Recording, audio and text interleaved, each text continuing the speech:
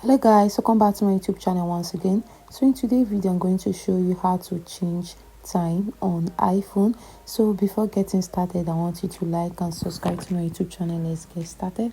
So firstly, what you have to do is for you to go over to your setting, and over here at your setting you move over to general. Look at it over here, and over here at general you're going to scroll down and you're going to see time, date and time. So just go over to the date and time, and here you're going to see the date and time, which is showing 24 hours time, and the second one is showing set automatically. So here, for you to be able to change it, this set automatically have to be off.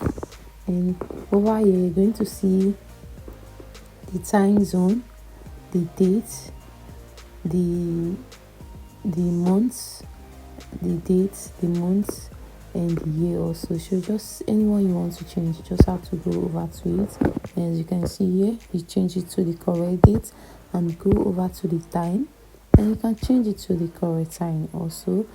And when you are done with that, you'll be able to set your time on your iPhone. And this is the end of this video. Don't forget to like and subscribe to my YouTube channel, and see you next time guys.